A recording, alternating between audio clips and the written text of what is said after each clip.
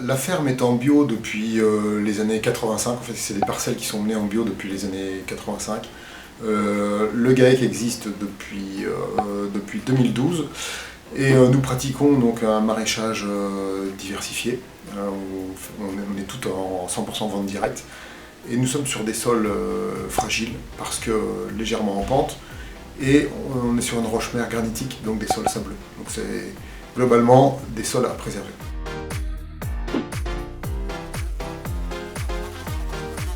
Vraiment posé problème, c'est la mouche mineuse du poireau et qui est arrivée chez nous 2008-2009 par là. Et en fait, le problème de la mouche, c'est que ça crée tellement de dégâts qu'on est obligé de d'éplucher énormément le poireau pour qu'il soit commercialisable. Et donc on a une perte de rendement et perte de temps énorme. Et donc si on veut que la culture du poireau soit rentable, il faut avoir un poireau, un joli poireau avec le minimum de travail. Alors le minimum de travail à la récolte, ce qui implique en amont tout un itinéraire technique un peu particulier.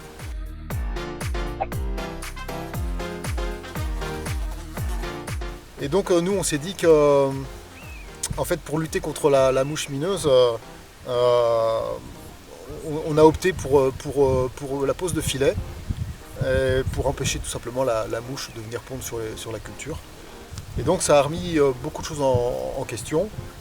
Donc l'utilisation des filets nous a obligés à standardiser en fait la taille de nos planches parce que ce sont des filets qui sont assez résistants, qui durent longtemps et donc qui ont un coût plus élevé que du fil bio. Et par conséquent, on a calibré la longueur de nos planches. Et en plus, on a densifié nos plantations, on a augmenté de 50% la densité de plantation. On est passé de 75 cm entre lignes à 45 cm. Et ensuite, on met des arceaux et puis on met le filet par-dessus, parce qu'en fait, il vaut mieux éviter que le filet touche le poireau, mais c'est aussi parce qu'il est lourd et du coup, ça gênerait la culture. Et donc le problème c'est qu'une fois qu'on a mis les arceaux, alors on pose les filets autour du 15-20 septembre. Ça veut dire que les arceaux, il faut qu'on les ait posés à la même date évidemment. Et ça veut donc dire qu'il ne faut quasiment plus qu'on intervienne sur la culture après cette date-là. Et pas intervenir sur la culture, c'est-à-dire ne plus avoir besoin de désherber. Et donc pour éviter les désherbages, eh bien, on s'est dit qu'on allait pailler nos cultures. On les paille avec du rumex. Alors bon, je caricature un petit peu, mais c'est qu'en fait on avait une partie de notre jardin qui était infestée de rumex. Bon, c'est historique, hein. Et donc du coup, dans ce rumex, on a semé une prairie. Et c'est pour ça qu'on a eu l'idée de tondre. On s'est dit, bon sang, alors on avait essayé sur 10 mètres carrés la première année. Et on a vu la différence de couleur, c'était flagrant. Donc du coup on s'est dit l'année prochaine on fait toute une planche. Et puis après on se dit on fait tout quoi. L'utilisation des tondes fraîches n'a pas été sans conséquence sur l'itinéraire technique du poireau. Parce qu'en fait ça facilite pas le travail du butage. Donc du coup on s'est dit que moins on enlevait les arceaux et les filets, mieux c'était. Et donc du coup il a fallu envisager la plantation différemment. On a planté plus profond et on a essayé d'adapter un plantoir spécifique pour avoir aussi un rendement de blanc sur le produit commercialisable. Le paillage nous impose en fait, on peut plus, une fois qu'on l'a mis, on ne peut plus buter les poireaux. Donc c'est pour ça que du coup on a créé un plantoir exprès qui est beaucoup plus long pour que les poireaux puissent être plantés vraiment en profondeur.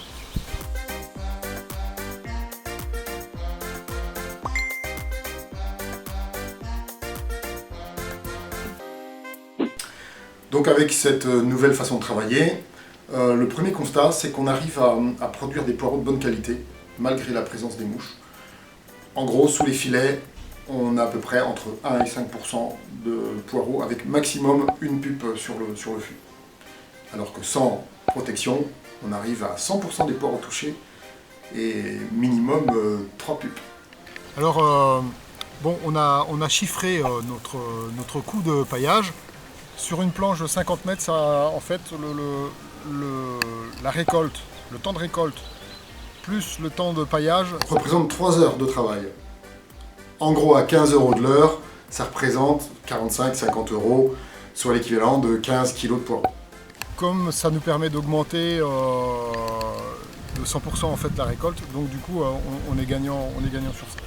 Voilà, en fait, avec le paillage nourrit le sol et du coup, ben voilà, on a doublé les rendements par planche.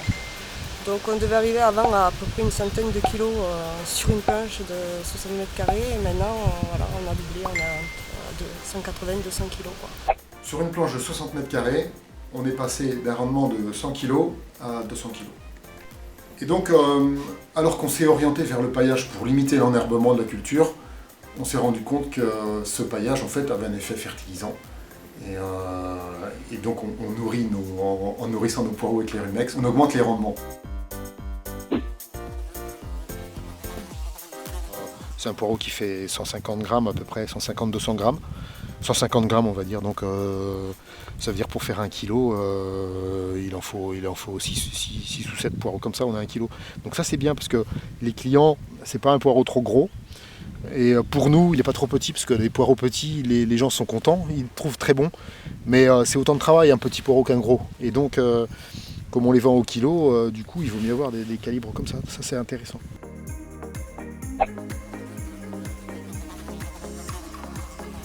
Après, à l'avenir, qu'est-ce qu'on va faire? On ne sait pas trop. Une chose est sûre, c'est qu'on a vraiment envie de continuer comme ça. C'est la 3e ou 4e année qu'on le fait. Et donc à chaque fois les bons rendements se sont vérifiés, donc on va continuer, c'est sûr. Notamment parce qu'en fait on a une surface trop importante à deux et en fait donc pour nous le fait d'avoir une pelouse, enfin une prairie, ça rentre dans la rotation, c'est tout à fait pertinent.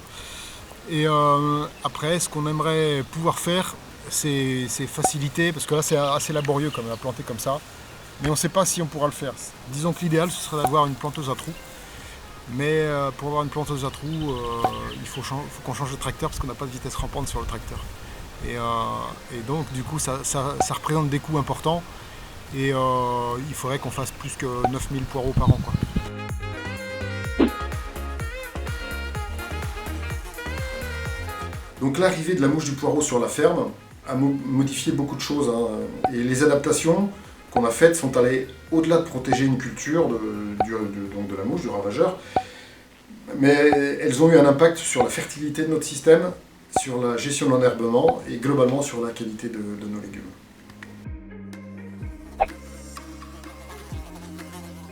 Le réseau Défi. Et grâce à ce réseau, en fait, on a obtenu des financements. On est une dizaine de producteurs maraîchers sur le département. Et donc là, on travaille, on met en place des engrais verts en plein champ, sous abri, donc en système légumes, et d'essayer de voir quels sont les couverts les plus pertinents, suivant si on cherche plutôt un apport azoté, suivant si on cherche plutôt une protection du sol, ou les deux à la fois, etc. Enfin, il y a plein de paramètres. Et donc voilà, donc pour ça c'est vrai que l'APAVA nous a permis de travailler avec d'autres maraîchers, et c'est aussi très important parce qu'en fait on est souvent dans nos parcelles et au quotidien en fait on est isolé. Et donc rien que le fait d'échanger des informations avec d'autres producteurs 2-3 fois dans l'année permet aussi de se rencontrer et d'échanger sur les techniques, et ça c'est également très important.